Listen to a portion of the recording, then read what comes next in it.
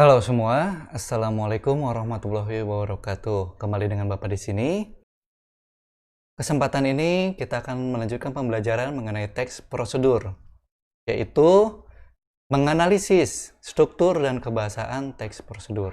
Sebelum kita masuk pada materinya, tolong jangan langsung absen.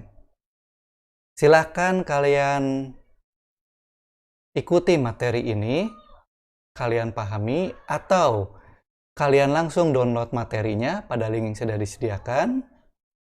Kalian pahami isi materinya, kalian pahami tugasnya, apa yang ditanyakan, kemudian baru kalian kerjakan, dan kalian absen. Ada dua hal yang kita pelajari kali ini, yaitu struktur dan kaidah kebahasaan. Struktur adalah susunan atau bagian yang membentuk suatu teks. Untuk mempermudah kalian membayangkan struktur itu, Bapak analogikan struktur itu seperti makanan hamburger. Bisa kalian bayangkan, hamburger itu kan terdiri dari beberapa bagian. Yang paling atas itu adalah roti, lalu yang keduanya itu sayuran, yang bagian yang ketiganya itu dagingnya, baru bagian yang keempatnya itu kembali rotinya. Kalian bayangkan, jika urutan dari susunan hamburger itu kita balik-balik. Misalkan bagian yang pertama itu langsung daging, yang keduanya itu roti, dan sebagainya. Apakah itu masih bernama hamburger? Bapak rasa tidak. Begitupun dengan teks. Jika struktur atau susunannya itu kita ubah, maka teks tersebut sudah tidak bisa disebut lagi teks prosedur karena urutannya sudah kita ubah. Selanjutnya, kaidah kebahasaan. Kaidah adalah aturan-aturan yang digunakan dalam membentuk kata sebagai ciri atau pembeda dengan jenis teks yang lainnya. Jadi, yang membedakan antara teks satu dengan teks yang lainnya ada dua, yaitu struktur dan kaidahnya. Struktur teks prosedur terdiri dari 3 bagian. Bisa kalian lihat pada materi ini. Yang pertama tujuan, yang kedua langkah atau tahapan, yang ketiga penutup. Tujuan adalah bagian yang pertama dari teks prosedur atau bagian pembuka, yang tentunya berisi tujuan dari prosedur tersebut. Biasanya, bagian tujuan ini ada di awal paragraf. Langkah atau tahapan berisi urutan langkah-langkah yang harus kalian lakukan. Sedangkan penutup merupakan bagian penutup dari teks. Jika teks prosedur tidak memiliki penutup, maka teks prosedur tersebut disebut strukturnya tidak lengkap. Bukan berarti sudah tidak bisa disebut teks prosedur, hanya saja masih teks prosedur tetapi tidak lengkap strukturnya. Di sini bisa kalian lihat pembagian dari tujuan, langkah-langkah, dan penutup.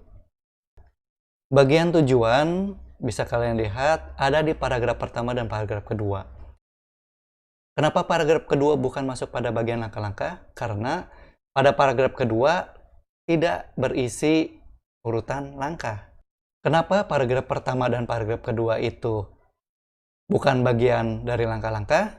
Karena paragraf pertama dan paragraf kedua bukan berisi urutan langkah. Sesimpel itu. Jika bagian awalnya masih belum berisi urutan langkah, itu merupakan bagian dari tujuan.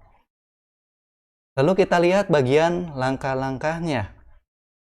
Paragraf ketiga termasuk pada urutan langkah, karena di sini bisa kalian lihat pada kalimat yang kedua itu ada kata pertama. Nah, kata pertama itu menunjukkan urutan langkah pertama yang harus kalian lakukan. Karena ini berisi urutan langkah, ini masuk pada bagian langkah-langkah. Jika kalian lihat, sudah Bapak tandai, pada paragraf 7 terdapat urutan langkah yang kedua yang harus kalian lakukan. Sehingga pada teks prosedur di sini hanya terdiri dari 2 urutan langkah. Kalau kalian masih ingat pembagian jenis-jenis teks prosedur, ada teks prosedur yang hanya terdiri dari 2 urutan langkah, yaitu teks prosedur sederhana. Paragraf yang ke-9 ini merupakan bagian penutup. Kenapa bagian penutup? Karena pada paragraf ke-9 di sini sudah tidak ada lagi urutan langkah. Jika bentuk teks prosedurnya seperti ini, pasti kalian akan mudah menentukan mana yang menjadi bagian urutan langkah. Gitu. Kalau yang kalian sudah ketemu mana bagian urutan langkah, sebelum urutan langkah pasti bagian pembuka, setelah urutan langkah itu pasti bagian penutup. Hanya saja, pada teks prosedur memang ada yang urutan langkahnya itu berbentuk poin, ada yang urutan langkahnya itu berbentuk kalimat seperti ini. Kemudian kaidah kebahasan teks prosedur. Di sini sudah Bapak bagi ada 7 kaidah yang digunakan dalam teks prosedur. Yang pertama itu kalimat imperatif. Kalimat imperatif adalah kalimat perintah. Perhatikan materi ini sampai selesai. Itu merupakan contoh dari kalimat imperatif. Yang kedua, kalimat deklaratif. Kalimat deklaratif adalah kalimat pernyataan. Ya, kalimat pernyataan ini bisa berupa kalimat yang menyampaikan sesuatu atau memberikan suatu informasi. Di akhir materi ada tugas yang harus dikerjakan. Yaitu merupakan contoh dari kalimat deklaratif. Jadi, memberikan suatu informasi. Kalimat interrogatif adalah kalimat pertanyaan. Sudah tahukah kalian apa tugasnya? Itu merupakan contoh dari kalimat interrogatif. Kemudian, menggunakan urutan langkah. Ya, sudah jelas yang namanya prosedur, pasti ada urutan-urutan, ada tahapan-tahapan, ada langkah-langkah yang harus dikerjakan atau dilakukan. Lalu ada menggunakan konjungsi. Konjungsi ini merupakan kata sambung.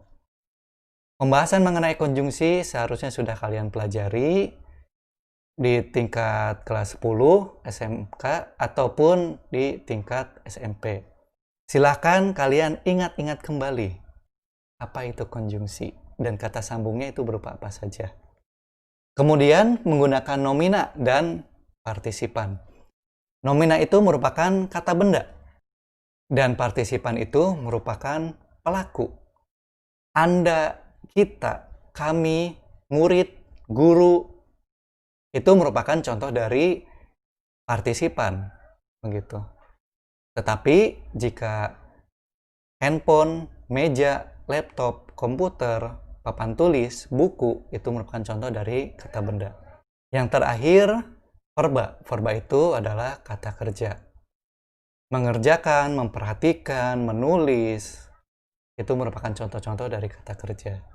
Contoh dari setiap kaidah, bagaimana itu ya ada di dalam kalimat, bisa kalian lihat pada slide berikut.